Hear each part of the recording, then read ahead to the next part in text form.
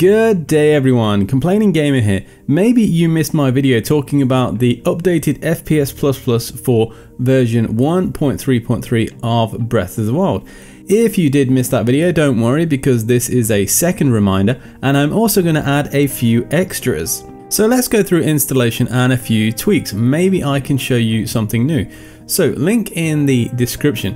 When you download the archive, just throw it onto your desktop. So here we have my Cemu folder and the downloaded zip. So let's open up the zip. Okie dokie. And what we're going to do is open up my Cemu graphics pack folder. And we are just literally going to drop and drag into the graphics pack folder. So now what we're going to do is look at the potential edits that can be done with FPS++. So let's open it up and let's go to rules first. Okay. So as you can see here, you can use Notepad or Notepad++, it doesn't really matter. As you can see here, V-sync frequency equals 60. So that means that the top limit will be 60. People were asking about the 120 FPS pack. In the rules file, open it up and here where it says the frequency, you can literally just change that number. So if you do 120 and then save, then you have changed the upper limit.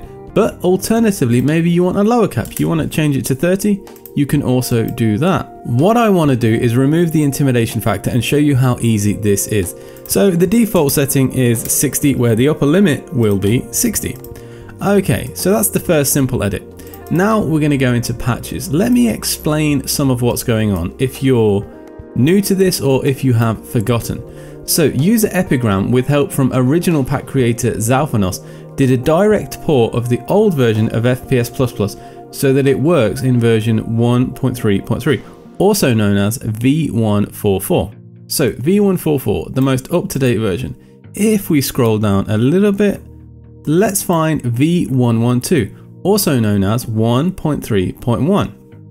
And then if we scroll down a little bit more, we will see V97, also known as 1.3.0. What does this mean? This means that this pack has backwards compatibility. So just know that the edits you want to do, you should do for the version of the game that you're playing on. Now hopefully I'm not going too quick. The first potential edit that you can do is this line here that says float 3. Now personally I never changed this because it didn't do anything for me. I know that some users change it to 2 or 1. I always leave it at the default of 3. But if you feel like experimenting, you can simply change this to 2 or you can change it to 1 and then save it and test it out in game. However, I always leave it on 3. Now remember, make sure that the changes you do are for the version of the game you are playing on. If we scroll down a little bit, the next potential edit is right here. Break all forms of frame limiting. Now, this is one that I actually do think is useful and I do recommend. On this first line here, if you add a semicolon and then save, what you have done is made fence skip a manual option and not automatic. The reason you might want to do this is to avoid milky water. So I do recommend this for Breath of the Wild. Now, the last set of edits that you can do is purely optional. Here where it says experimental, we have these 4 semicolons. Now what these do, they deactivate a certain line of text. So if you want to activate them, you simply delete the semicolon on all 4 lines and once again click save. Some users report that this helped their performance and others say it didn't, others say it did nothing. So this is all about experimentation. But like I say, I want to remove that intimidation factor. These edits are very, very easy. So once again, if we don't want that, we're just going to add once again the semicolons to the beginning of the line of text. And then once with the save, we have deactivated these options. So the 3 potential edits are the float.